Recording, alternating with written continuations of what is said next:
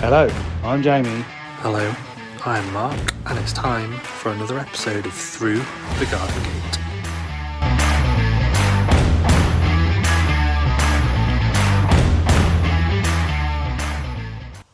Live from the polytunnel at the bottom of my garden. Unfortunately, not the beautiful new polytunnel at work.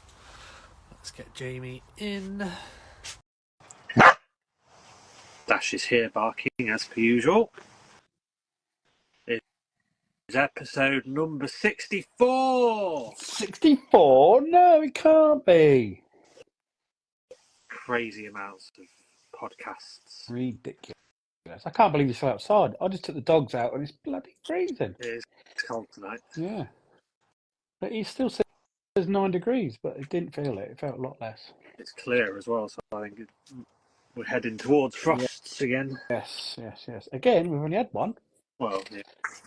One's quite a lot, really, considering the past few years where we've had, like, none.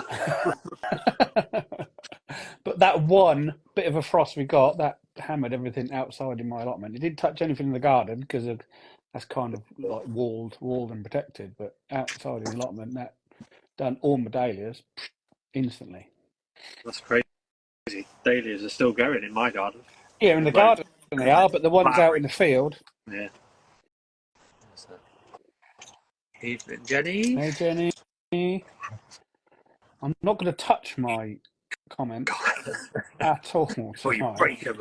There must be something wrong with the bloody things. Must do.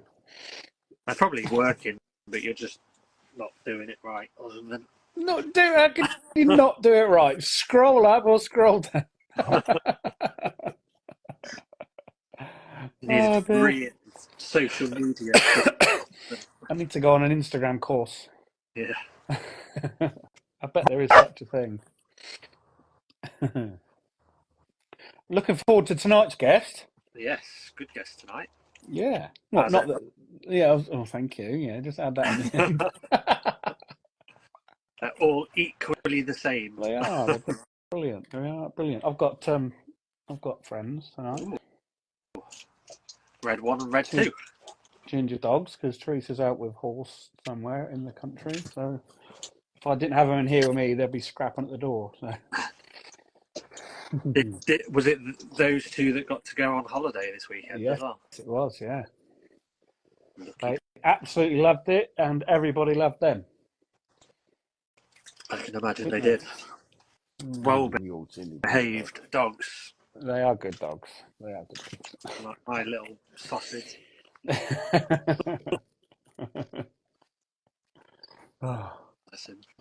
we get right in it? Right into it straight away. Oh no! See, look, they're all crazy me now. Go away. That's it. You've allowed the fussing. Yeah, no, yeah. Touch one, and you get both of them. Go away. Have attention, can we? Go. So tonight's guest is a nature lover, growing a new kind of community, bringing good vibes only. A fellow hat lover, growing without chemicals as part of the no-dig revolution. Is a co-founder of Roots Allotment. It is Ed Morrison at Roots Ed. Let's get him in. Hello, chaps. How you doing? Good evening. I love that, fellow hat lover. and you're wearing a hat. Look, it's quite cold out there today, but as soon as it gets colder, you can sense it, and you're like, it's no longer cap season, and we're moving into beanie season. So I feel like we're deep in beanie season now. See, I'm not quite there yet, and as you can see, I have nothing on top, and I'm still fine. Mark wears a hat all day, every day. Love it. Pretty much same here. Like Will, one of my founders on Roots, he goes, Ed, I only see you without a hat for about 5 days after you've got a haircut, and then the hat goes back on. That sounds about right. Yeah, that does sound right. Bloody hell. How are you then, mate? You all right? Oh, I'm very good. Been at our Bristol office today. Started at about 7 o'clock this morning. Just sort of woke up and thought, let's get in there early doors. I've been sort of proofreading all of our seed packets for next year and getting excited about the varieties that we're giving our members. So Wow.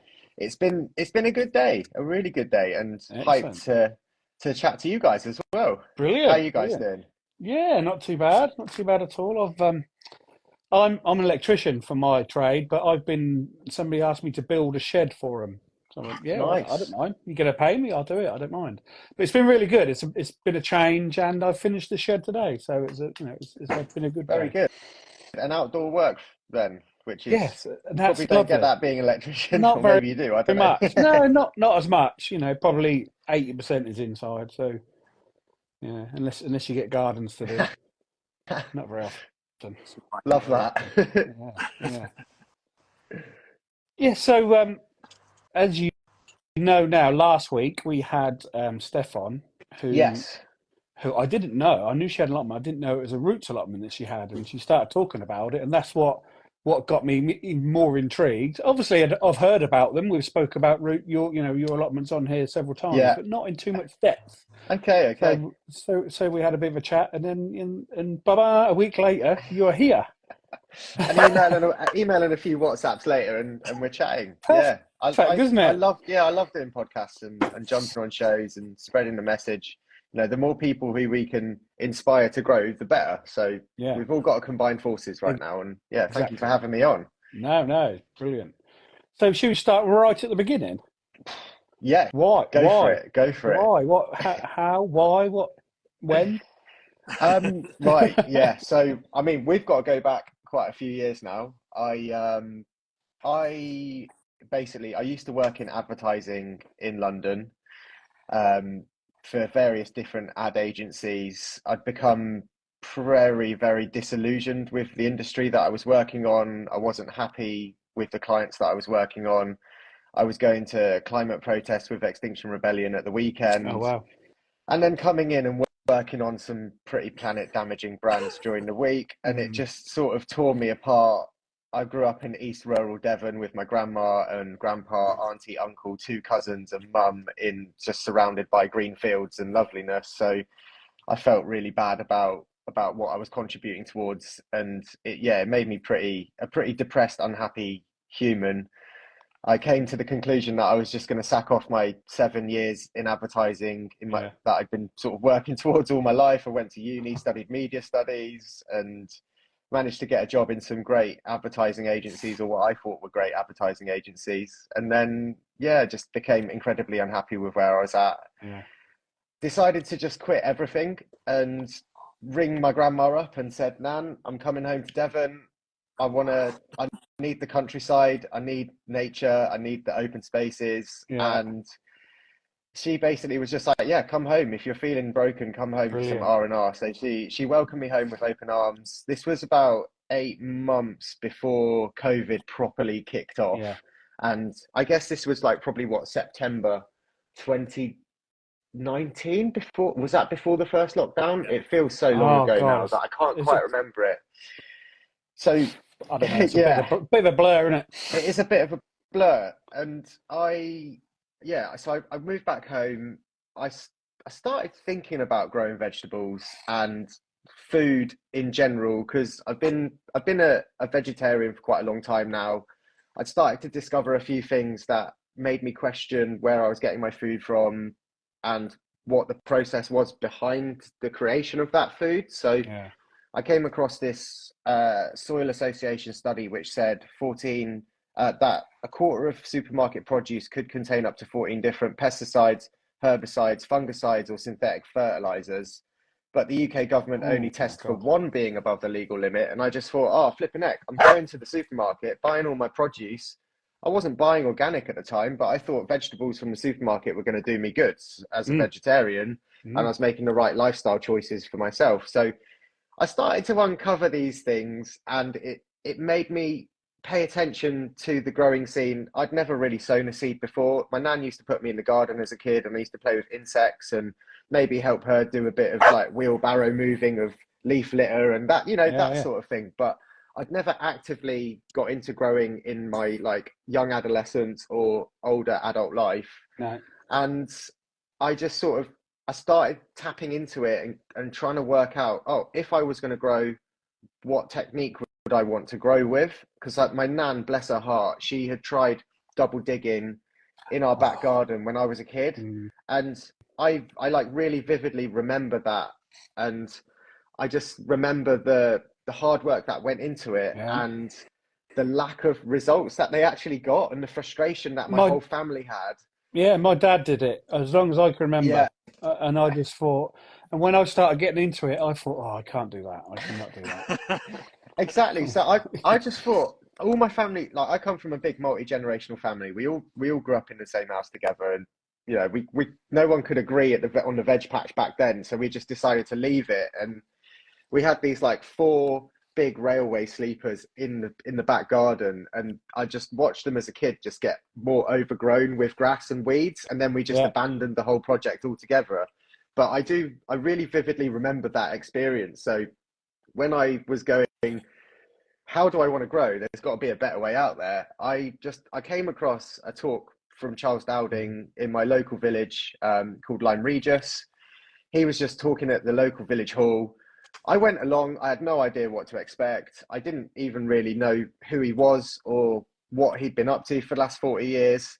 I sat down in that village hall and I was just like, I was mesmerized by everything that he said. And I didn't stop writing notes on my phone. And I've got all of those notes to date of what I was writing. And at the end of the session, I was just like, this guy, he's talking so much sense.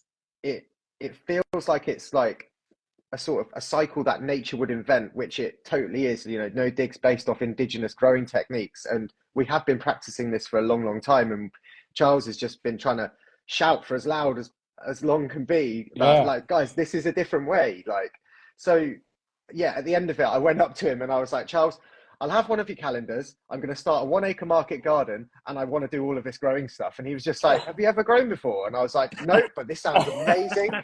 And he was just like, good luck.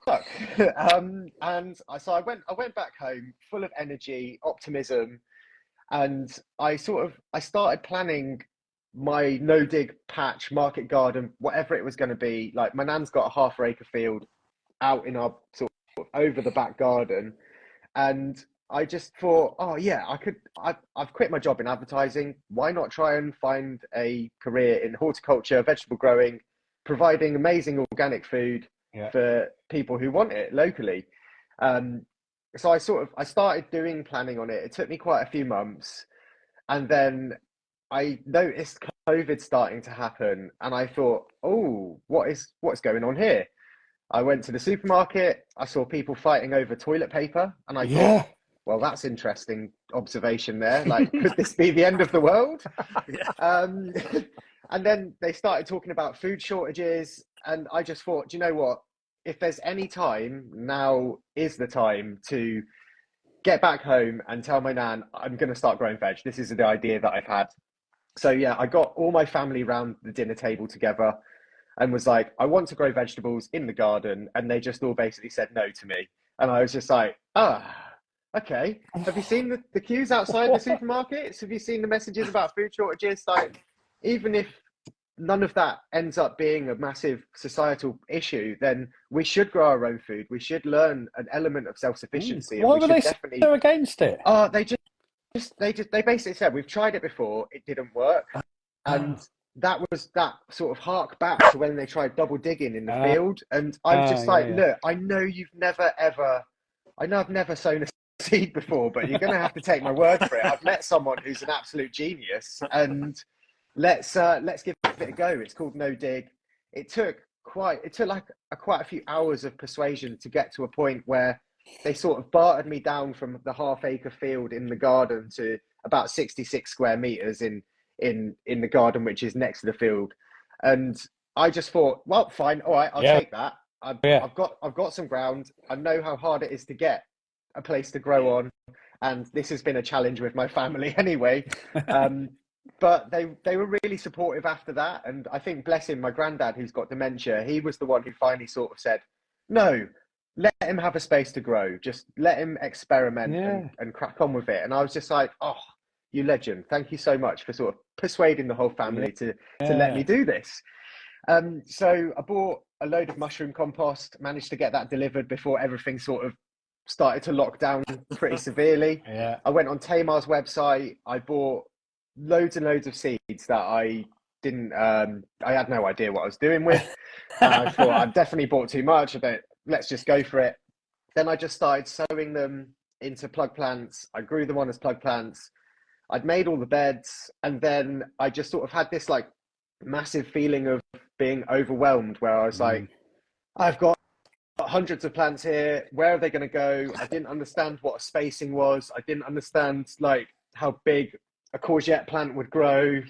I just had no idea. So I just thought, let's stick it all in the ground and see what happens. And 2 months later, like the whole area had just transformed. Like you get that satisfying transformation feeling from the no dig patch, which is just totally bare and made, to something that just it is so full of life. And I was growing flowers, veg. We had our first lettuce harvest in like 2 months, and we were just like, me and my girlfriend looked at each other and we were like, we can do this.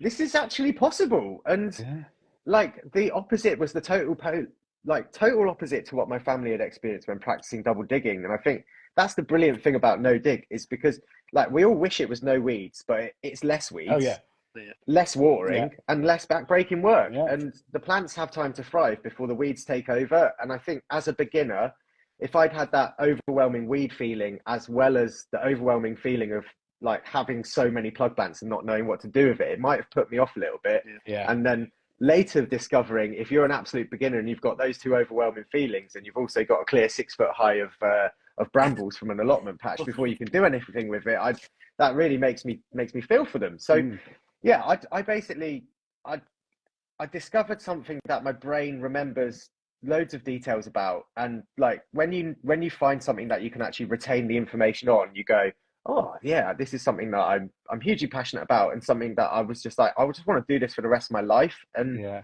over that lockdown period, even though the world felt like it was just absolutely imploding and turning to chaos, I found a huge amount of peace and solitude in the garden. And it started to heal me as a human, and it started to make me get more in touch with the cycles of nature, where my food's coming from, what sort of growing for biodiversity looks like in a small space. And I feel bad saying it, but I really enjoyed myself having the privilege of that time to learn a new skill and do a huge amount of self-improvement and healing. And like we hear so many stories from Roots Allotments members about the process that healing can sort of do for you, and how it can really improve your mental health and also your physical health. Because if you're moving compost around, you're watering by hand with your watering cans, you do feel it. And I feel so much fitter than I did 4 or 5 years ago when I started. So I've the lockdown sort of simmered down, and then I just got to ask you quickly, what did your family say when you started bringing the veggies in? They were hyped. They were loving it. They were like, they didn't think that I could do it, but like bless them, my nan and my mum, they still continue growing in the patch that I started over lockdown. Fantastic. And it's such a lovely little story of just like, whenever I go home, I can see where I first started. And that just, it fills me with joy that they have something lovely to do, and then they can provide that's like really lush food nice for the family still. So it lives on, which is beautiful. But I basically got to like the end of the COVID thing, and I just sort of had this moment where I was like, right, I've not managed to find any land to start a market garden on. I've not found any funding to start a market garden on, and I've not even found a job really to do in Devon. So I just thought, right, I'm gonna have to move back to London, which was a really, really hard choice for me to make. And it was something that I didn't want to do, and I didn't want to work in advertising again. But I just thought, you have to go where your sort of skill set is and try and make some money, because it's so hard to live on nothing in this modern day.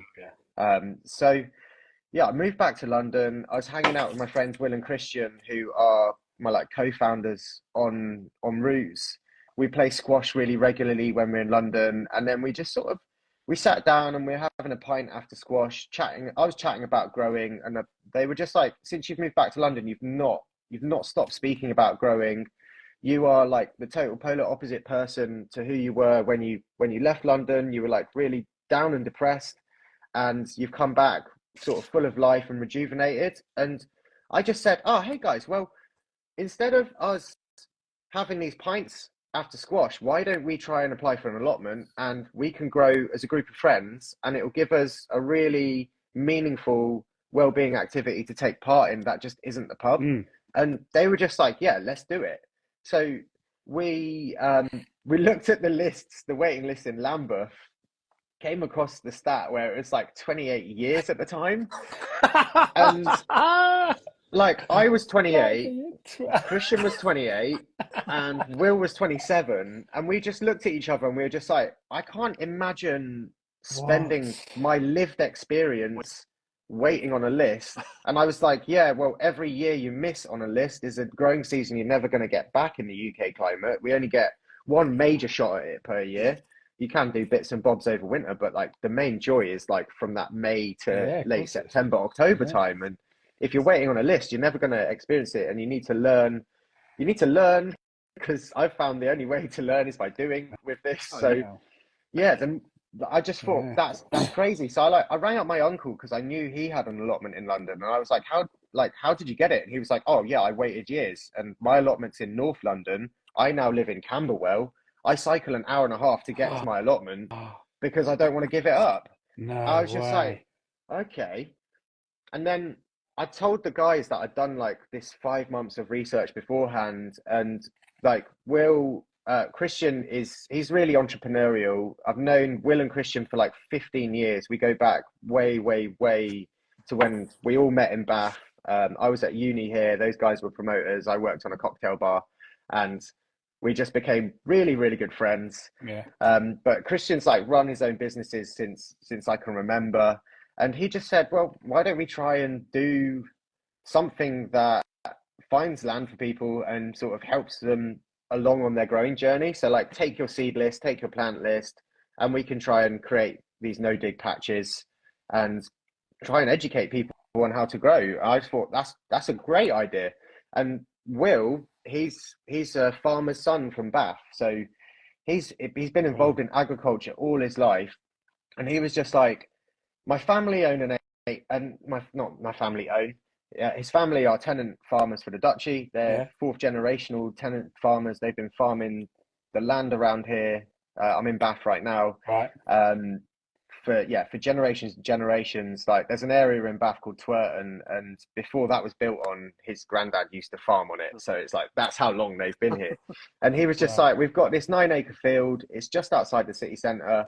Why don't we try and do something on there? Because he's just like, I've got all of this agricultural knowledge about machinery and sort of operations, and he'd gone to uni and he'd done a master's in engineering. So he's like super switched on when it comes to the operations side of things. So we all looked at each other and we were like, we think we've got maybe the perfect sort of trio to try and do something about this. So we sat on it. We sat on the idea for, I don't know, it must have been like 2 months. And every time we met up to play squash, we were just like, can you guys stop thinking? Have you stopped thinking about that idea yet? And we're just like, nah. And then we're just like, right, let's actually look into how we do it. So we started like costing up how much it might cost to create a no dig allotment site with seeds, tools, plants, workshops, online education, everything sort of included for a monthly fee. And we like initially wanted to set Roots up as a charity or a CIC, but then we quickly came to the conclusion that a nationwide grants or funding to actually tackle the allotment crisis, they're not available. You need millions and millions of pounds to try and start to get on top of this, and it's just not being invested into the space. So we all come from a fairly business background, so we just said, well, why don't we just go and see if people want to give us the money? Will and Christian, they had like £10,000 of savings in. They had that each, and they put that into the idea at the start. And we pretty much ran out within like 4 weeks, and we just thought, wow, okay, this is going to cost like a huge amount more than we ever thought. So we luckily had some amazing friends, families, old work colleagues, old employers who just sort of took faith in what we're doing and said, yeah, we'll put some money in so you guys can try and get your first site up and running and see where it goes. So we built a website, and within 3 months of making the website live, we'd sold out of all of our patches, and we hadn't even created a single no dig patch. And we just thought, okay, we're going to have to move back to Bath where we all met, and we're going to actually have to do this now. And Oh my God! So did you even have a site at that point? No, we hadn't even spoken to Will's family about it properly, and we just thought, let's make the website and see what happens. Oh my God! Yeah, it was this surreal moment. So then we had to go speak to his family and be like, this is what we're doing. And they were like, you're absolutely bonkers. It's not going to work. And we were like, well, we've actually sold out of all of our memberships on the website and we don't have anywhere to do it. So we're kind of like pleading you guys to really help us out here. So yeah, we got this 9-acre site, Tucker's Meadow. It's such a beautiful place. And we started figuring out how to do everything, how to make the no dig patches. Will was like, yeah, you need a telehandler, we need a team of rakers, we need to create these frames that are 4 inches deep. That means that everyone will get the same amount of compost, and we need to get this cardboard rolls in that will be easier to put out. And he just totally analyzed it and helped us create these first sites. And it was just like, it was awesome to have him on board, because I tried to create the first patch myself. It took me 6 hours to make a 36 square meter patch out of rotted cow manure, which I got his brother to drop in the field. Whilst we were getting that dropped in the field, we noticed, oh my gosh, we can't bring heavy machinery onto fields at this time of year because it left the trench like that deep. And I was like, if we're leaving trenches this deep, then that's kind of going against the principles of no dig and trying to recover the soil. So then this is why, like, every year we've got this window that we can create sites in, and it's so hard to judge the weather, because like if we put a location up for sale and members are like, oh yeah, we're signing up, and then we're like, sorry, we can't do it because because the ground's too wet, and they're just like, oh, when's it going to be ready? And we're like, please just like have patience with us, we can't do anything about this, but we're definitely not coming on the field when it's going to really tear up the ground. So yeah, we launched our first site. We hand packed all of the seeds in the first year, and that was like over 1 million seeds for our first 350 members. I got like a repetitive strain injury in my shoulder from doing the scooping, and we just said to each other, we were like, if we're gonna make more allotment sites, we cannot be packing them by hand, and it's totally unachievable to do that. So yeah, we figuring all this stuff out as we're going. And like when we were speaking about the concept of our original site, which we've sort of evolved into other sites, I was just like, look, we can't just have patches for the whole of the 9 acres. Like that just doesn't make sense. If you look at what's happening to sort of industrial agriculture, it's all about monoculture crops, big acreage of similar things. And I was just like, why don't we create this vision where we can plant fruit trees, plant native hedgerow, create insect habitats, create hedgehog habitats, reinvigorate wildflower meadow, and at our Bath site, and dig ponds as well. We've got our first couple of ponds at Roots this year, and it's like all of these things for me are sort of a vision of what our agricultural system needs to shift to, and it needs to become more localized. It needs to become a mixed use space that nature and humans can share. And yeah, we're trying to achieve that across all of our sites. On our larger sites, we're even incorporating market gardens into them, where we go, okay, this is a 15-acre site. Let's try and find a CIC or a charity to partner with, and then we charge them £1 rent a year on 2 acres, which is basically unheard of in the UK. Our first charity partners in Croydon, they put down their first patches literally a couple of weeks ago, and that's Black Farmers Market. They're an amazing bunch of people, and it's wicked to partner up with people who just probably wouldn't have the opportunity to grow like this. And there's a massive issue of access to land, access to growing spaces in the UK, especially within urban and like peri-urban environments. When we're looking at Greenbelt and we're going, what should we do on them? Then I think growing food is a sort of no-brainer. So yeah, we've we've gone from one site to 9 sites in what is like nearly 3 years. So it's our third birthday on the 6th of December, and Amazing. it's an unbelievable amount of growth. The level of community that I've experienced at our allotment sites is just something I've never had in my life. Like, I didn't grow an allotment site beforehand. My dad grew on an allotment site in Sussex, and he sort of gave a mixed feedback on it, where sometimes some people were nice, sometimes some people were quite abrasive. But that's why I just wanted to sort of say to everyone, like, hey, we've got this good vibes rule, and that means when you're on the Roots allotment site, like, we have to treat each other with respect. It's a place of healing. This is where people come to sort of relax and just shut off to the chaos of the outside world. So Yeah. let's just make sure that people are nice to each other. And you know, we've had a couple of instances where people weren't nice to each other, and I had to have conversations with those people and basically say to them, if it happens again, then they have to leave. And that's just part of it. I think part of being in a community and going, we all want to sort of live by these rules. And like, our rules, they're pretty simple at Roots. It's like, practice no dig, practice no chemical growing, because that's what we're all here for. And good vibes. And like, from our research on council allotments, I think like council allotments are incredible. They're an amazing social asset. The disappearance of them is a super heartbreaking thing to see, and I want to see them live on forever. I see Roots as a complementary service to them. But I think if you are growing at a council allotment, you might be practicing organic, chemical-free growing, but your next door neighbour might not, and That's the thing. that's just going to come over to your patch, and you're going to feel a bit defeated. So, yeah, we wanted everyone to be on the same page at Roots, and it feels like we are getting there. And every member, when they come to the allotment site, we've got an amazing team of patch managers. Like, shout out to any of my patch managers who are watching this today. I've seen a couple of you in the chat. But yeah, No Dig Dave, Willem, Will Russ, Lewis, Jade to Jada. There's Nat, and there's like, yeah, and Spud in Leeds. There's so many of us now. It's wicked. We've got a little crew. A lot of us went to the organic growers gathering, and that was a really special moment to get everyone together. But yeah, our patch managers do an amazing job of onboarding our members into the allotment site, into our ethos. And because we get around 60 to 70% of people who've never grown before, they basically, they come to our site.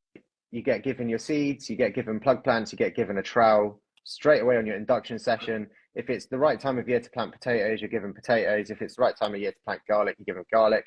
And we do a really nice talk where everyone can sort of get to know each other a little bit.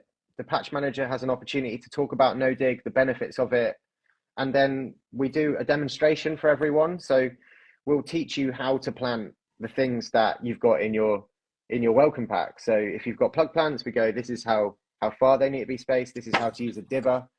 And if it's really dry, then this is what you do to water your plants in and create a well. So just really trying to give people 101 advice the second they get to our site. And we'll go, yes, no dig it's called no dig, but if you reframe it in your mind as minimal soil disturbance, like if you do dig. get, I always say minimal dig. Exactly, because I've had members who I didn't explain this to in our first year at our first allotment site, and then I've watched them a couple of years, and they've been like picking things like creeping thistle instead of digging out the root, and then that has led to a sort of a mat of creeping thistle underneath the bed. So just like educating them, like, these are the weeds that you might come across. So, you know, you are allowed dots, thistles, you are allowed to dig those out. Like, let's not just be black and white about it. But some people, they're so keen to follow what they think is the rules that you have to really spell it out for them. And then we'll go, you know, this is how you put garlic in, this is how you plant a potato, this is what mounding up is. If we're planting them before the frost date, then you've got to keep on doing it on top of the greenery. And then we'll get seeds out, and we'll do an introduction to seed sowing and go, this is what multi-sowing is. Because like, I didn't discover multi-sowing till I properly looked into Charles's teachings. And it's just like, this is a really fantastic way of maximizing your space, because like we all grow on, a lot of us grow on 36 square meters at Roots, and that's like for me, who's like, I work 6 7 days a week, it's a perfect amount of space to have fun on and also feel an element of self-sufficiency. Like I cancelled my veg box for 2 to 3 months, maybe 4 months. I literally reactivated it last week, and I've pretty much been living off my patch all summer. I've been taking pictures of every single yield that I've got on a scale, and when it gets around to April next year, I'm gonna release the data on whether I've saved money by comparing the prices to conventionally grown food and organic food in the supermarket. I'm also going to calculate the amount of single-use plastic packaging that I've saved, and just sort of go, yes, even though we are growing on a small 36 square meter plot, I reckon I estimated last year I probably saved about 800 quid off my food bill. There's one thing that we know about the supermarkets is that the prices are only ever going to keep on going up. Yeah. And the more the sort of agriculture industry gets disrupted, and the more that climate change is going to affect the regions that we're importing our food from, then we're going to rely on either UK grown food, or we're going to have to pay the price of the imported food from the supermarket that's going to come from ever far-flung places. So it makes total sense for me to try and at least prove some sort of data, because we have people saying, oh, you guys are expensive compared to a council allotment. And I'd say, yeah, we are expensive compared to a council allotment, but we are about 220 quid a year for a starter patch. You get 26 organic varieties of seeds included with it. You get 10 organic varieties of plug plants included with it. And then you get access to 26 workshops per year. I sort of frame it to people going, look, if you came to our bi-weekly yoga and you came 2 times a month, if you wanted to do that same activity out in the wild in a town or a village, that probably cost you 10 quid a session. So even then, that's 20 quid a month that you're probably spending on yoga that you could get with us and get your growing included. So you get yoga lessons included as well? Yeah, we do everything from wormery workshops, we do qigong, we do sound baths, we do yoga, compost workshops, natural fertilizer making workshops. We'll get pollinator experts to come in and do talks for our members. We do community tree planting events. It's a really full-on sort of wicked spread of things that you do get for being a Roots member. And when I know that people are spending like 18 quid on a Netflix subscription a month, I just think, I know what I'd rather be doing. I'd rather be outside experiencing the fresh air and growing produce that I know what has gone into it. So yeah, no, it's absolutely amazing for us to have created something that people are really resonating with. I think 95% of our members that we surveyed in the end of year survey said that they felt a well-being increase from being part of this experience and growing their own food. Yeah. I think we had 78% of people report that they'd met someone new. And it's just like, I'm pretty sure like this is a commonality across many growing spaces: community gardens, market gardens, council allotments, Roots allotments, roadside sort of gardens that people like sort of take over and do their guerrilla gardening in for a community. All of these people who are involved in the growing space tend to be really lovely, amazing human beings. And when we formed our society over cars, TV, digital, I know we're digital today, but it is a great way of getting the message out there. It's really nice to sort of pare back from that and meet people in real life and have a real human connection, make new friends, have new experiences, and learn new skills. Because a lot of people feel like they're in it together because of the 70% beginner thing. It's like, it's really lush. We've got all these beginners, but then we've also got some experienced people who are growing with us, who, when I can't find the message on the group chat, like we've got a WhatsApp chat for each of our communities, and I get added a lot for gardening questions, growing questions. But like, if I don't spot it, someone in the community spots it and they get back to them. And we've like fostered this really beautiful environment of caring for each other. People are like, oh, I'm going away. And even though we do offer like weeding, watering, compost top-ups, edging as a service, like people are like, oh, I'm going away on holiday. Does someone mind giving my patch a splash of water? And usually there is someone to answer that question. And it's really nice to see that despite us offering that as a paid for service, the community still lean on each other, and they still feel that sense that they can help each other out. And that's exactly what I wanted to happen. And it's it's a really good. Sometimes I've got to pinch myself and be like, is this really happening? Did I just start growing over lockdown? And now we've got 2,500 people growing vegetables. It's like, it's amazing. We always say on here, we discuss it quite a lot, and I would say 90%, 95% of people who have got anything to do with gardening, growing, flowers, veggies, whatever, are normally genuine, nice people. Yeah, I totally agree with that. Totally agree. And obviously, you get a few that, you know, but majority of people are really, really nice.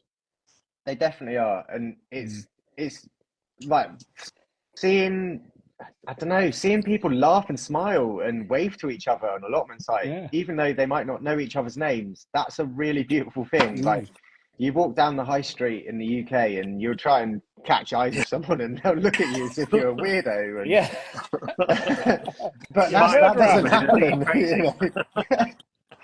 And just seeing families reconnect with each other. We have people who have like autistic children, and they say to me, "Oh, we haven't found anything that's like sort of connected us or gelled us together as a family unit, and having this allotment has changed our whole family dynamic. We feel super, super proud of each other." And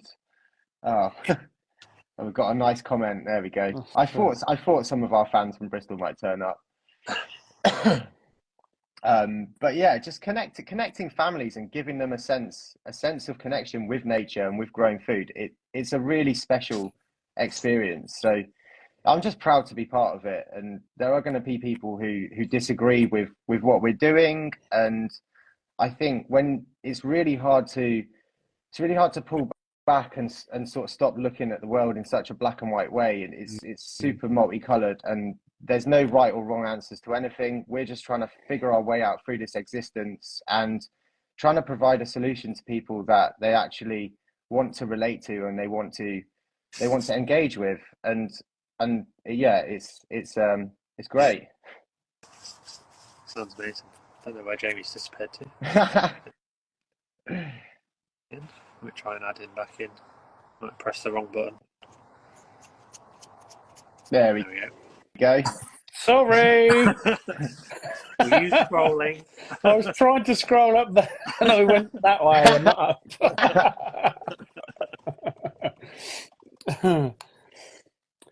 I think it's great that, because from a council allotment point of view, I think, you know, you turn up at the site and it's usually overgrown, it's a mess, people are first time growers, and the first thing they've got to do is fight all of that to even start growing. Whereas with you guys, you turn up, there's a beautiful patch of earth, and you're giving people all the help and advice and the seeds and the plug plants that they need. And it just, there's more chance of people sticking with it because they're not fighting a losing battle from day one.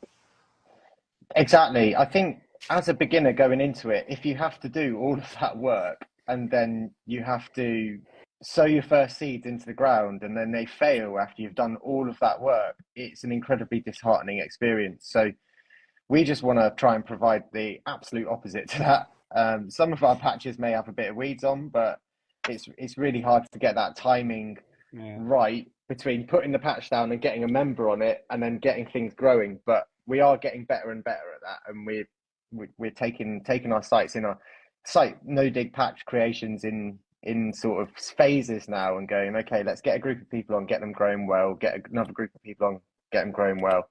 And it seems to be working. It really does. Like you walk through a lot of our allotment sites during the peak of the season, and they're gorgeous. They're full of climbing beans, sunflowers, nasturtiums, lavender, squash, courgettes, lettuce. It's like the variety that people are growing are amazing, and the amount of people who have dedicated areas of their patches to putting mini ponds in to support insect populations and hopefully encourage some frogs to come in and eat the slugs. It's really wicked. Like these people are fully on board with with how we want to do it. Next year, we're actually giving out a 3 to 5 square meter wildflower pack. That's been the seeds have been grown by this amazing company in just round the corner from us. Actually, they're called Emma's Gate, Aemors Gate, and the mixes of wildflowers that they do, they're unbelievable. So we're hoping to use those wildflower mixes at every single one of our sites to increase the diversity of what is in the ground. Oh, And brilliant.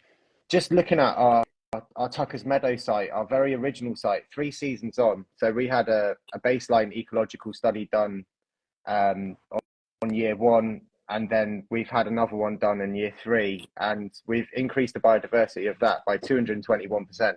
And that's just Wow. through community coming together, planting trees, looking after the grassland, putting in native hedgerow, putting in different insect habitats, planting ponds.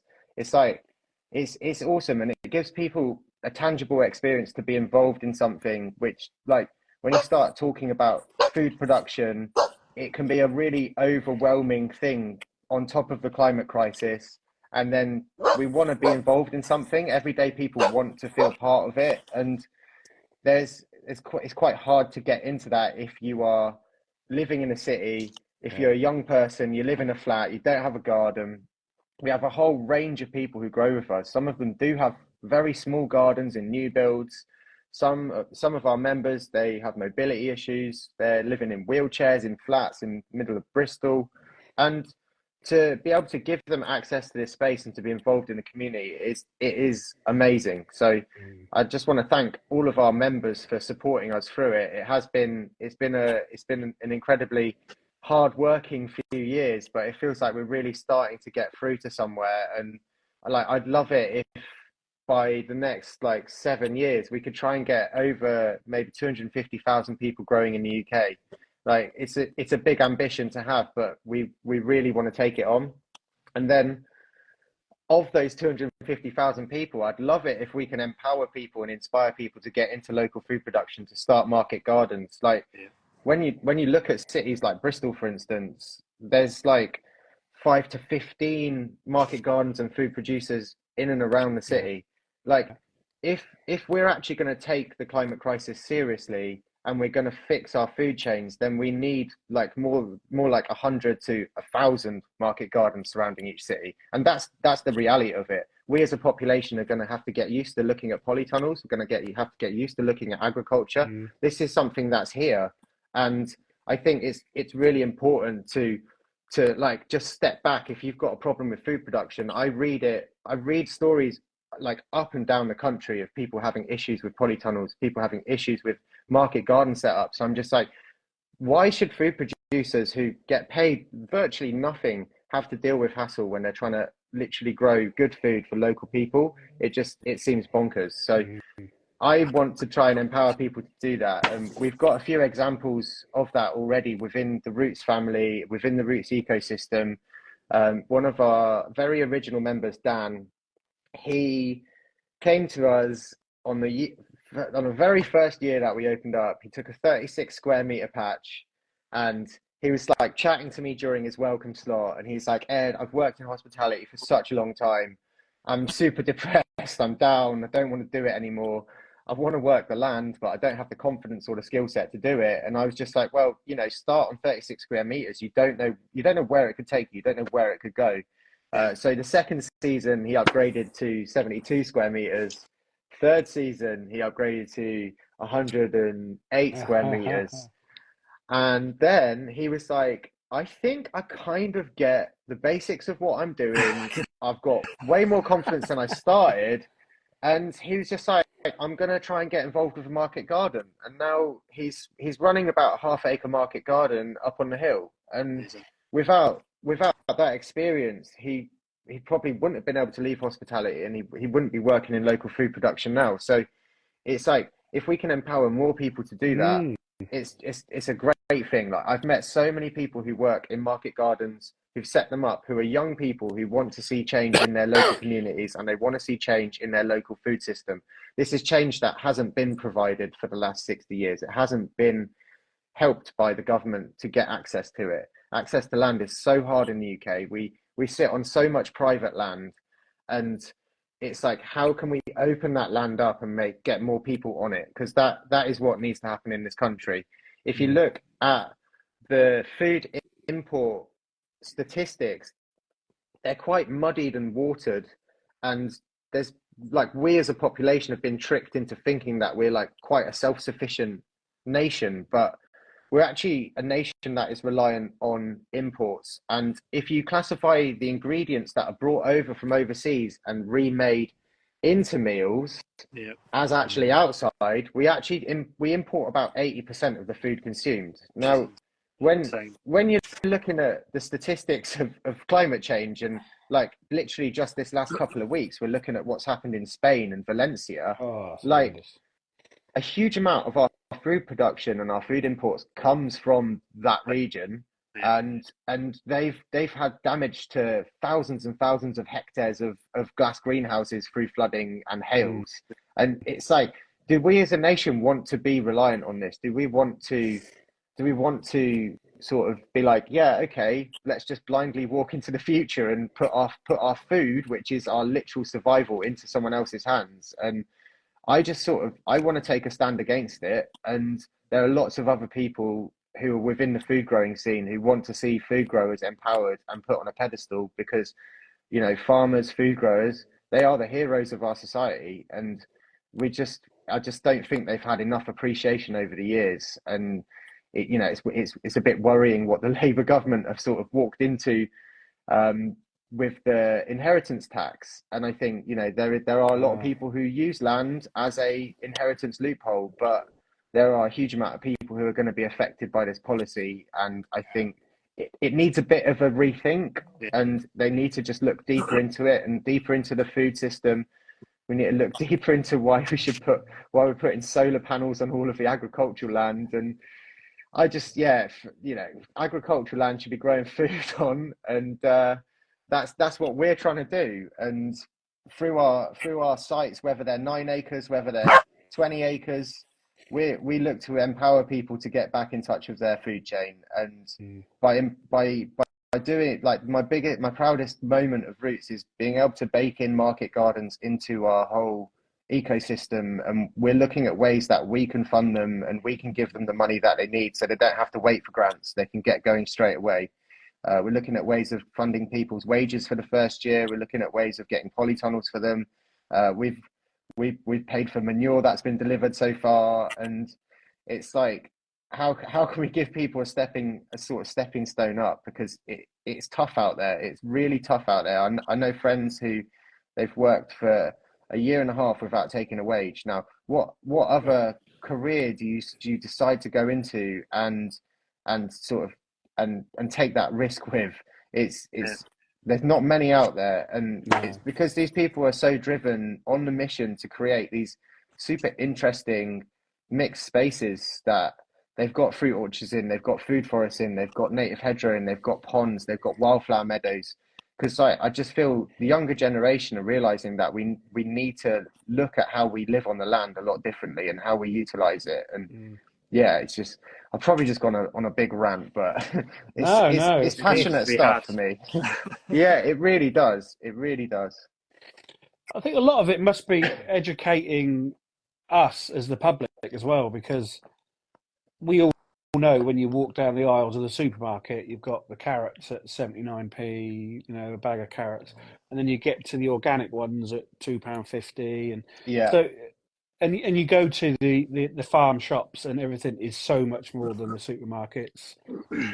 So a lot of people think, well, why? What's the difference? So it's a lot of it's got to be education for everybody else, isn't it, as well, to help? It's got to help. It's got to be education, and also an increase of supply too, so people can afford it. I think there is a pricing out of demographics of people when it comes to really good quality produce, and that's an unfair world to live in. But if you look at the current system and you go, oh well, how much should a cauliflower cost for the amount of space it takes up and the amount of time it spends in the ground? It should be more like £5. Yeah, and that is a lot of money. So I can see why people go, organic, it's really expensive. Like, why? Who can afford it? Mm. Which is why I really want to prove that you can grow a decent amount of your nutrients on a 36 square meter patch Mm. at an affordable rate. And Mm. I switched to a veg box to support local agriculture when I can't grow enough in my patch. And I think it's, for me, that's where I'd rather spend my money, other than on materialistic things. I don't really buy many new clothes. I don't go on many holidays. I just, I tried to. I think a lot of people a few years ago, you just try and make all of these different changes in your life. You like give up eating meat, and then you go, oh well, what else can I do? And I think a lot of the answer lies in growing food and reconnecting with communities who want to grow food as well. Mm. And I think, yeah, the more market gardens, the better. The more allotments, the better. Yeah. We looked at. I think we tried to work it out. If you take the waiting list and you give everyone a half-size plot, you need something like 10,000 acres. So, like my question to people who do criticize what we're doing is like, please come up with solutions, because where are these 10,000 acres coming from? Yeah. It's a huge amount of land. Mm. And then if you look at the insight into roots and you go, well, if 70% of the people who grow with us are beginners and haven't been on waiting lists, then the actual current waiting list needs to be times by 70%. So then you need to add a load more acreage onto that. Mm. So yeah, where's this land coming from? That's just for market gardens. That's just for allotments to start off with. So then if we add market gardens on top, you want to run a 4 acre productive market garden with a mixed use space, like that's another few thousand acres that we need to find. Mm. So like let's all try and reimagine how we use our agricultural land in a different way that can support us as a nation a lot better. And that's the message that I keep on coming back to, and it's really hard to get away from it and sort of think about other realities of just relying on imported produce. It doesn't Yeah. it doesn't make sense Yeah. to me.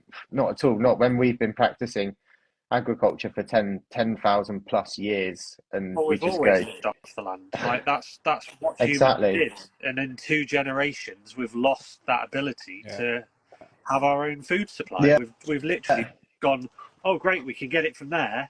Let's not bother, yeah. and we've all just forgot. Let's That's let's supermarkets let the again, isn't it? supermarkets dictate what's in our diet. Let's let supermarkets dictate what varieties of produce are available to us. Mm. If Mm. we Yeah. if we grow our own, we can experience so many different tastes and smells and Yeah. microbes as well that our bodies have never experienced before. And when we're learning about like mental health crisis, physical health crisis, we understand that the gut-brain connection is so strong that if you do pump your body full of processed, chemical-ridden crap, Yeah. then you are going to become an unhappy, unhealthy human being, Mm. and that is just a fact. And we have to try and educate people away from it, which is why we try and do a lot of work with schools. We set up educational areas on each site, and we invite local schools, local kids to come down. We give them free lessons, and they get to take produce away with them. They get to understand, oh, right, we invited year 4 down to plant their garlic in November. They're going to come back June, July. The same kids who planted it are going to harvest it out the ground. So they know Good. exactly how long it takes, and they can Yeah. start to understand that that doesn't just come from a supermarket Yeah. shelf. And Yeah. Mm. without having places to grow, then they're never going to have that experience. So Mm. it's really important work. Anyone who is working in food production, anyone who is working in community gardens, anyone who wants to open up community allotments or private allotments, like if you look at what we're doing, I always welcome people to come and get involved. And I don't think people in the growing space should see each other as competition. We're all aligned in a human mission to try and get people back on the land and growing more food and understanding where it comes from, Yeah. rather than being like, oh, I had a kid and he was just like, I showed him what a courgette was on a courgette plant. He went, oh my gosh, it doesn't come from the supermarket shelf. And I'm just like, no, it doesn't. I know, it's Like that is ridiculous. it's Absolutely crazy. legit. It's sad. That's what it is. It's so sad. And I've Yeah. seen firsthand the effects that it can have on children. I've had young boys, I've had young girls run up to me in the field, clutching handfuls of lettuce, clutching chard, clutching spinach, clutching beans, going, look what I've grown. Look at this. And I go, are you going to Excited. eat it? And they're like, yeah. And I'm like, yeah. And like, Brilliant. you just shout the whole allotment down, and you're Yeah. just like, that's the sort of energy that we need to instill in our children. And then by having that positive connection with that outdoor space, they want to spend more time in it. They want to spend less time away on their tablets. And it's like, let's open our eyes up and look out at the world rather than down at a screen. Engage with your food chain. And like, it fills me with pride and passion to hear from a mum going, my child hasn't ever eaten lettuce. They're 6 years old. He grew it himself and he loves it and he's continuing to eat it.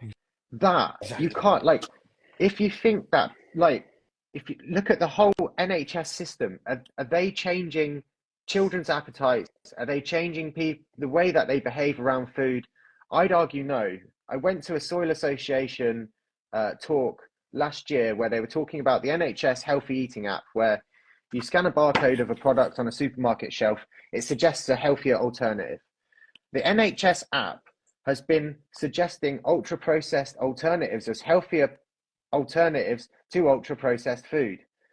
Like, please make it's it got make less sense. fat in it, probably.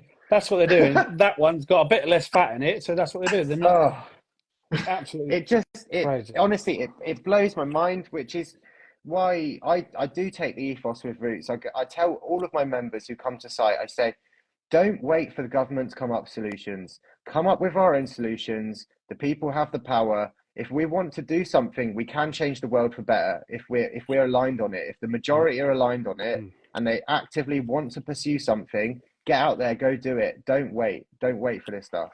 No. Never going to change. There's a lot of love out there for you, mate. Thanks, guys. But like we just briefly, you mentioned about the schools, and Steph said about the schools. It's so important, but there's no money for in the schools to teach kids anything about gardening. No, there's not.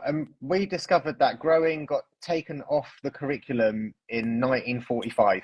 No, At a time where we were way. just coming to the end of our Dig for Victory movement, and it's like, hang on, we all pulled together during the war to absolutely transform spaces into food production hubs and havens, and then we just sort of got rid of it and thought, oh no, growing's not important, because the clutches of big agriculture came in and convinced everyone that synthetic fertilizer was the way forward, and all you need is NPK, when actually what we're discovering is that you need a wealth of microbes in the soil that are going to make the minerals and nutrients more bioavailable for our plants to absorb.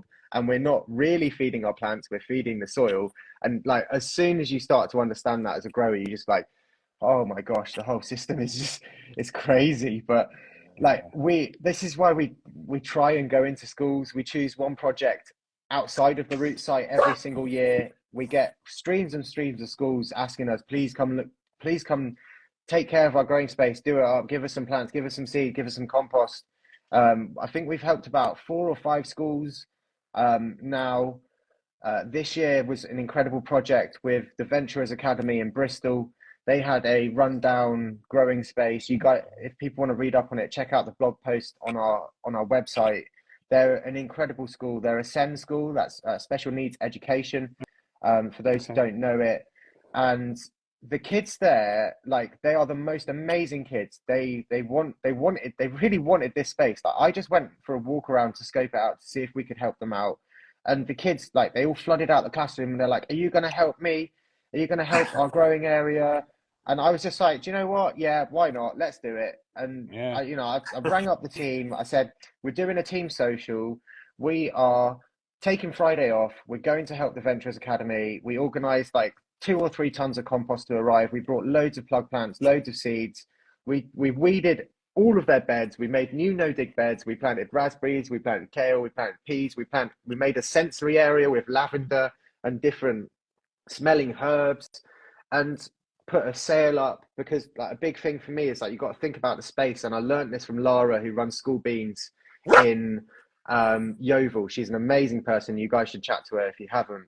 But she set up an after school club, and she was telling me like the importance of shade, and if kids don't have that safe space, then they might get a bit exposed, and we really don't want that to happen to them when they're enjoying something that they're doing. So we create this wicked little chill out area for them. And like, I've seen that they've just won the second best school in the world award, and that's just amazing. Like Wow. they're great people doing amazing things, and I can't thank them enough for wanting us to help them. And we got a little message from the kids afterwards, and they were just saying like, "Oh, we didn't realize that people outside of the school cared about us and loved us." And I was like, "Yes, we do. Oh my We are God. here to help." And it, you know, the more we can do this work, the bigger roots can grow, the more good we can spread throughout the UK and maybe even the world. And Mm. it's such an important revolution that needs to happen, which is why we call it the No Dig Revolution, all inspired by Charles all those years Also, ago, just sort of, you know, like showing me a different way. mm, And without that, I wouldn't be here. I wouldn't be doing what I'm doing. It's Yeah. yeah, it's an honor to be involved in something, and I love all the people that I've met for it. Like shout out to Ryan, Essence of the Earth. There, he's a yeah. legend. I met these guys are Baker Creek Seeds guys, and like Oh, is that Ryan? yeah, Oh, I Ryan's just amazing. like read. It's so funny because like when we came up with the idea of Roots, I put together a strategy deck as you would in advertising. I identified like a few people in the industry who I was like, these seem like cool people, like Mitch Groves, Jack's Patch, and I just said like, I want to be friends with these guys. And Charles Dowding, I was like, I want to be friends Yeah. with these guys. So I just started messaging them on Instagram, and they're also friendly and Mm. lovely, and just connecting with different people in the industry and within horticulture.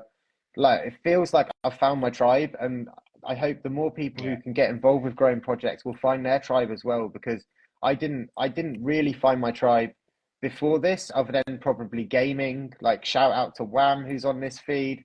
I met Wham gaming, and we met up in real life and we made friends. It's like, but I don't game that much nowadays. I don't have time for it. Um, but like, yeah, no, horticulture, you find a really solid, amazing, supportive group of people who feel like Oh we're yeah. all in it for very similar reasons. And like, I've met so many people who aren't precious about their knowledge, and that is just incredible, especially Charles, and the amount of sharing that he's done with me, and the amount of silly questions that he's probably put up with when I WhatsApp him, and I'm like, Charles, I don't know what this means. Can you please tell me? And he's like, he gets Mm. back to me like any time of day, and it's Yeah. like it's an honor to be friends with people in horticulture, and I've never felt a warmth or an energy like it, and it keeps me going, and it keeps me infused about what we're doing, combined with seeing the kids eating the produce and making like happy memories, and talking to our members, and them sharing their experiences with me and their life experiences, and people going, oh, these three really bad things happened to me this week, but I've come down to the allotment site, and within an hour and a half it's sort of washed over me. And just knowing that we've Brilliant. created that space, it's so important. And I've made so many new friends. It's just yeah, it's I like I said earlier, I just got to pinch myself sometimes that this is actually real, this is actually happening. It doesn't feel like it is. It really doesn't. I can imagine, mate. It sounds what we just discussed in this last hour is it sounds absolutely amazing, mind blowing. Thank you so much. You Yeah, guys should really, really definitely does. come and visit one of our sites. Love to. Would really love to. Yeah, Yeah, definitely. Yeah, really would. There's one thing I just want to quickly talk about. I had a bit of a read on your website earlier yeah. about you've got some planning permission problems. What's that all about? Ah, yeah, yeah.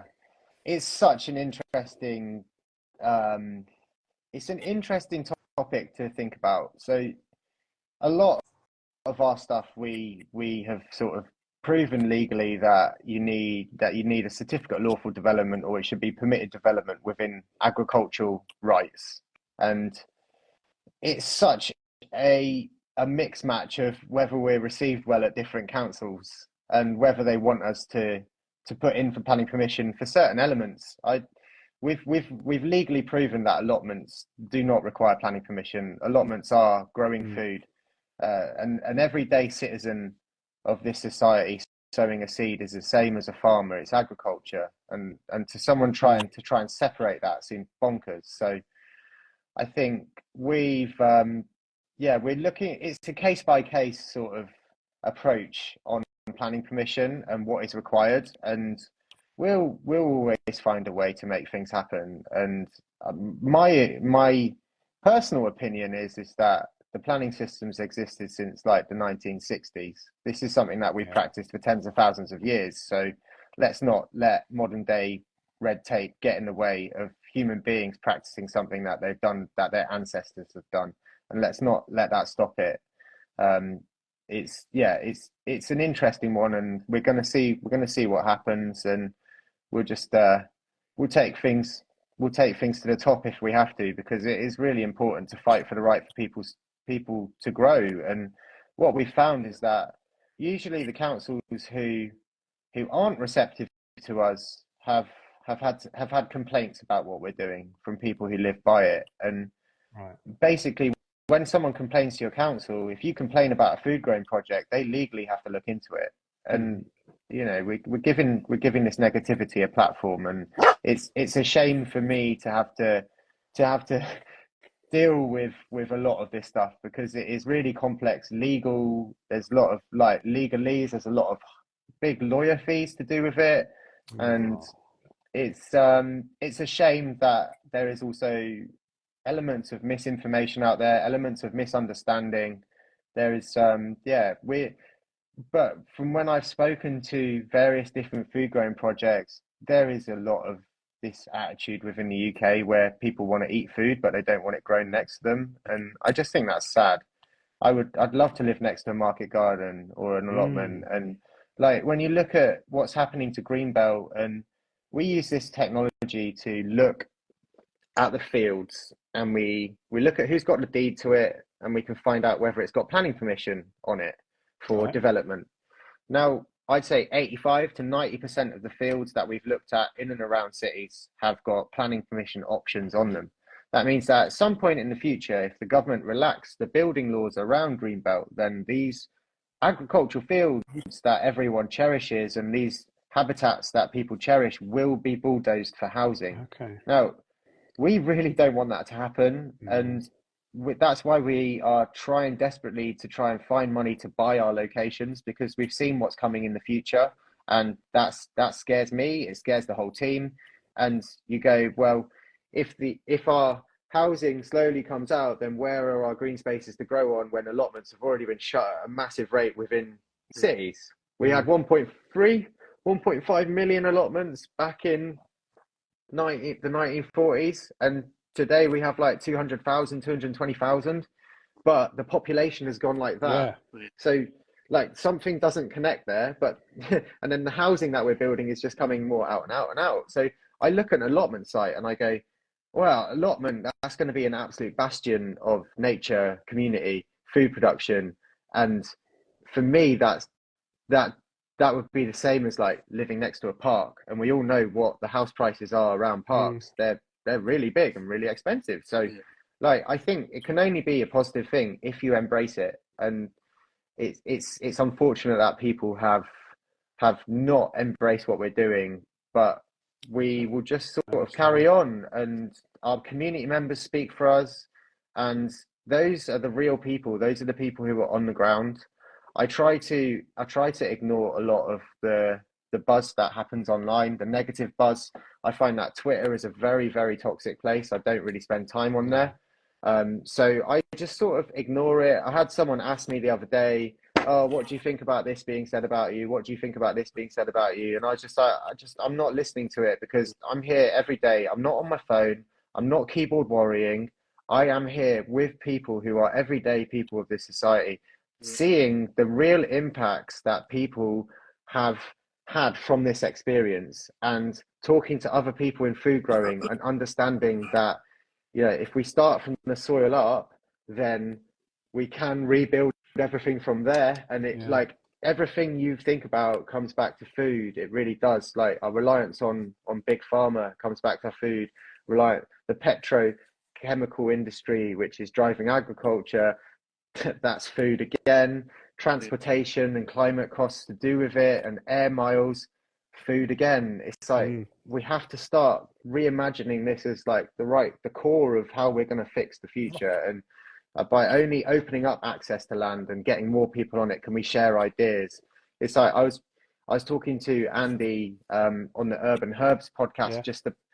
I won't go into it super deep, but we were just talking about how it's a joy to spend so much time with people who are absolute beginners, because they do things slightly differently, and they can throw that book out the window where it's like, oh yeah, you sow that there and then you sow that then. Actually, well, a beginner might experiment and sow something at a different time. Now, obviously, there are things that if you sow them at the wrong date, they will go to flower and you'll have a wasted harvest. But there are other things that you can really push the boundaries of, and like learning that from people who are just experimenting, that's wicked. And I think the only way we're going to solve the issues in the world is by collaboration and by people sharing ideas. And if we can have more real life platforms to do that, it'd be a fantastic thing.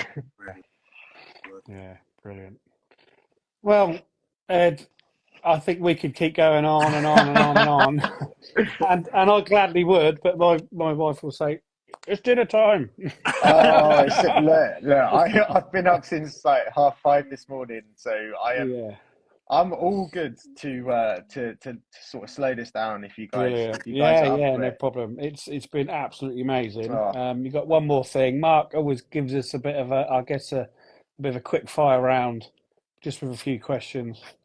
And look who's just come in. Andy's just come in. Evening, Andy. Not my tripod over. Your signal's gone, Mark. I feel like I'm talking to a pixel. Is that any better? Keep still, you'll be all right. Wait, Mark, are you in your polytunnel? He is, yeah. I'm in the polytunnel at the end of my garden. Love that. I normally sit outside, but when it gets a bit too cold, I come in. I'm a full-time gardener, so I'm used to it. Fair play, not a fair weather gardener. I like that. Definitely not. So, lightning round. Tea or coffee? Herbal tea. Herbal tea. Nice. Flowers or edibles? Oh, right, edibles, because edibles make flowers as well. Oh, they do, yeah. That's a good answer. Nobody's ever said that one. Thinking outside the box. Yeah. Beach or forest? Oh, come on.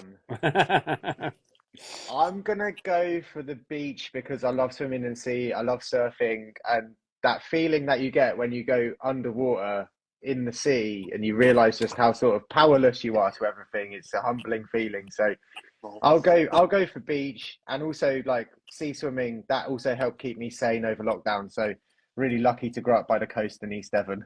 Brilliant. Beach and gardening. What's your go-to emoji? Oh my gosh, probably that hands up one. Yeah. or the creepy sun. I like it. I want it to be cute, but then when I first send it, I'm like, that's a little bit creepy. I'll keep an eye out for that one. If you could have one snack for the rest of your life, what would it be? Oh my gosh, these are really hard questions. Right, I'm gonna go for pickles. I was at a pickle festival at the weekend. I came home and I made kimchi cucumbers. I was like, I'm in the pickle mood. Awesome. So yeah, pickles gotta be. Finish the sentence. My perfect day would be. Oh, my perfect day would be walking in Dartmoor with my tent on my back and finding somewhere to wild camp. Oh, fantastic. That was amazing. Sowing seeds or potting on? I sow seeds. I don't. To be honest with you, I don't really pot on. No. I grow everything in module trays and stick them straight in the ground and hope for the best, even if they're quite small. Perfect. Spring or summer? Spring. You look forward to it all winter, don't you? And winters are tough and dark here. And like going through all these seed packets for next year's seeds just made me go, oh, I missed this. The sowing date for that's passed. The sowing dates for that's passed. And I was like, I said to Barla in the office, I was like, we need spring to come back. I want to start sowing again. Like, I'm missing it. Need to go and hibernate for a couple of months. Yeah, Yeah. that'd be nice. Today's favourite plant. I'd say landcress. Oh, nice. Ooh. Yeah, I love landcress. It's like my girlfriend gave me this big compliment today. She said for the last few years, it's been lettuce. This year, it's what we call mixed salad. And I was like, yes. Like just to know that we're not getting bored off of just eating lettuce. Because you know when you sow 5 lettuce and you're just like, Yeah. fuck, I don't know if I can go for lettuce again this week. But, by having rocket, landcress, nasturtium leaves, let my radish go to seed, and I eat the seed pods in my mixed lettuce. Like, have grown my own radish, putting that in there. It's like, and then even with oca, like little oca, the leaves, they taste like sorrel. So I've been picking them, and the slugs don't eat them. So that gets put in there as well. And it's like mixed salad this year has been a winner, and we're transitioning into winter. We've got mizuna, we've got mustard. It's all popping off, and I just finally feel confident to sow a mixture of things. Is that oca? Yeah, because it's Yay! We're waiting for the frost, and then I can dig them up, and then that gets added onto the yield. Yeah, exactly. Onto the yield experiment. The multi harvest, because you can have the leaves all year, and then you've got the tubers at the end of the year. Exactly, and they are so good. Like if anyone listening to this hasn't tried oca, try it. It's like a lemony, zingy potato, and they taste great. Wow. Roasted. Charles gave me a few of the tubers, and I've grown them on every year, and I keep on sharing them out between our allotment members. So a lot of people will be growing Charles Dowding oca or whatever it is. Literally been given some this weekend. I just had a weekend away with 15 gardeners. We went to a big mansion, and we had a great time, a fantastic weekend. And Sam was there. She gave me a bag with about 10 or 12 little oca tubers, because I've never grown them, so they're gonna they will turn into like 30 or 40 or 50 easily. I imagine they go a bit like Jerusalem artichokes, and you never get rid of them. And Sam is where my tubers were from as well. So Sam is spreading her oca around the country. Love that. That's what gardening's about, isn't it? It's about sharing. It's about I've never experienced anything like this in my life before, and it's so beautiful to be part of this experience. Jenny's just said in the comments that she couldn't get her hands on any. I'll send you some, Jenny, because I'll have plenty. Well done, Mark. Well done. Yes, Mark. Back to the lightning round. Unlimited compost or unlimited seeds? Oh, unlimited compost, probably. Everyone says that. Always compost. Yeah. Oh, unless I was making lots of my own living compost, and I go for seeds. Especially if Baker Creek was supplying them. That should be part of the question. Unlimited Baker Creek seeds. Yes, please. Unlimited heirloom seeds. Yes, please. If you could choose one plant to describe yourself, what would it be? Oh, wow.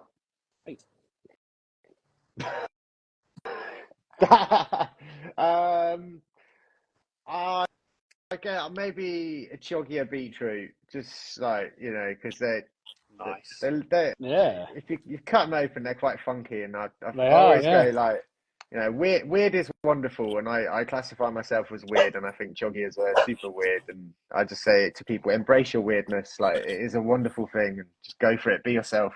And the final one: if you could have a gardening superpower, what would it be? To weed with my eyes. Wouldn't we all? Look at every weed and it disappears. That'd be amazing. Like, you could just look at bindweed and then just get it out the ground, like every spaghetti root at a time, and you could hover it above your head and be like, to the compost bin or wherever you want to put it. Brilliant. Absolutely fantastic. Well, Ed, I've had a fantastic evening. Thank you very much. Thank you so much for having me, guys. It's been a pleasure to chat to you, and just thank you for inviting me on and giving me a platform to talk about things that I'm super passionate about. No, thank you. It's been really good. Lush. And we'll take you up on your offer to come and have a look at one of the other. Yeah, it'd be great. Yeah, whichever's closer to you, just hit me up on WhatsApp or email after this, and we can arrange it. Fantastic. Sounds really good. Lush. And maybe you Excellent. guys could do one of these with one of our patch managers. Yeah, yeah. That could be Definitely. quite cool. Good. The whole Roots family are coming on the podcast. Brilliant. That's it. Everyone Why not? well. Love it. Well, thank you so much, guys. I hope you have an awesome evening, and thank you everyone for listening to this. Yeah. Have Cheers, a great Ed. day. Ciao, Ta-ra, mate. bye. Bye. Yeah. Fascinating. Absolutely fascinating. We just have a whole series with Ed. Yes. Oh, my God. Like, everything he says makes perfect sense. Yeah. 100%. Absolutely amazing. Yeah. Be great if he could wants to get 250,000. It would be absolutely amazing, wouldn't it? So many people. I mean, how far they've come already in just 3 3 years. Like I didn't years. realise they'd got 9 sites already. I knew 9 they sites, had. yeah. 2,500 people. It's amazing. The dog's gone. He's gone very quiet. He's gone. He's buggered off. Can he get back up to the house? He can, but he's out there somewhere. I can hear him. Here he is. Hello, Trouble. Yeah, really enjoyed that. Really enjoyed it. I knew a little bit about the Roots beforehand because, you know, we've discussed it here and there and you read a bit. But when Steph said about some of them bits last week, I went, wow, I didn't know that.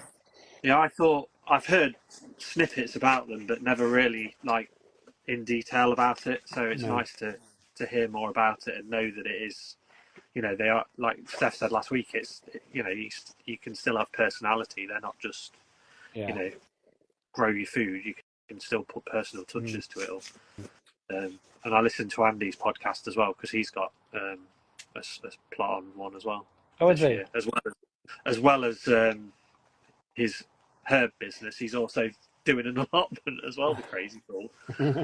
And he's just they've just sorted out one for his wife. So for her birthday, she's got her own little plot to grow flowers on because she wants to grow flowers. So yeah, really nice, lovely guys.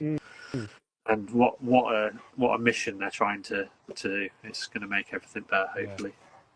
Really. It takes people like that to make a change. Yeah, absolutely fantastic. Right, another one. Another successful through the garden gate. Yep. Feeling positive after very an hour and a half of talking, which is nice. Yeah, really good.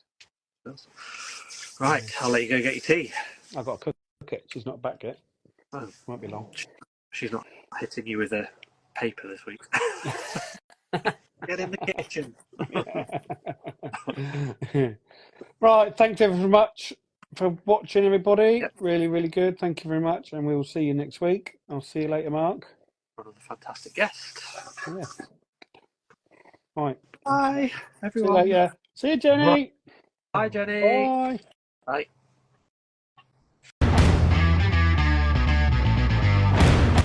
Thank you for listening to Through the Garden Gate.